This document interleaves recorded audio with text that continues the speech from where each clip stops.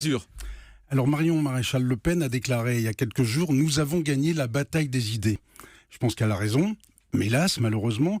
Et donc les journalistes qui sont les vecteurs de cette bataille ont évidemment leur part de responsabilité. Alors moi, ce que je veux dire, c'est qu'évidemment, je dirais que les journalistes ne sont pas du tout complices, ils sont complaisants. Ils sont évidemment pas complices, ce ne sont pas des militants du FN, ça serait complètement stupide de dire ça, mais il y a une vraie complaisance. Attendez, je vous arrête un instant. Il y a une complaisance des journalistes vis-à-vis du Front National. Voilà, alors j'explique. Ah oui, parce que c'est plutôt l'inverse qui transparaît dans les appels qu'on a. Ils tendent le micro quand elle joue du trombone sans jamais lui dire qu'elle joue faux. Mais ça, et c'est pas du tout un problème de temps de parole, parce que ça c'est vérifié, etc. C'est vrai qu'on a l'impression de voir beaucoup Marine Le Pen et sa nièce, parce ils sont trois au Front National et les autres n'existent pas. Donc il y a un effet de loupe. Mais on lui pose toujours les mêmes questions sur l'identité, sur l'immigration, sur la sécurité, qui sont pour elle un tapis rouge, quoi. On leur déroule le tapis rouge, on les interroge jamais, on les pinaille jamais sur leur interrogation, leurs propositions en matière de fiscalité ou autre.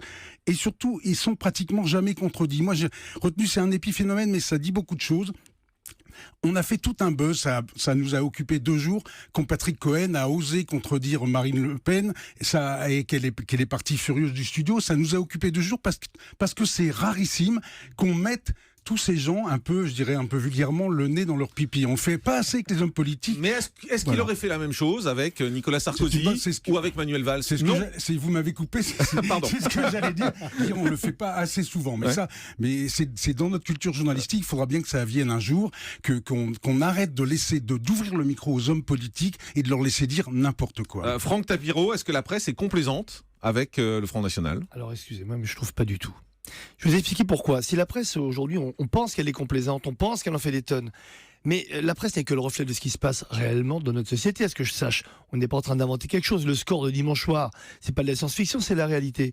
Je pense que derrière la presse, il y a ce tandem, malheureusement un peu malsain, entre les journalistes et les politiques. Moi, j'aimerais bien parler de la classe politique, celle que malheureusement Marine Le Pen appelle l'UMPS, on va dire des partis dits traditionnels, républicains, démocrates. Alors, on ne sait plus très bien, parce que, à ce que je sache, si le Front National n'était pas un parti démocrate, alors qu'est-ce qu'ils faisaient à l'élection de dimanche? Il y a aussi pas mal d'incohérences.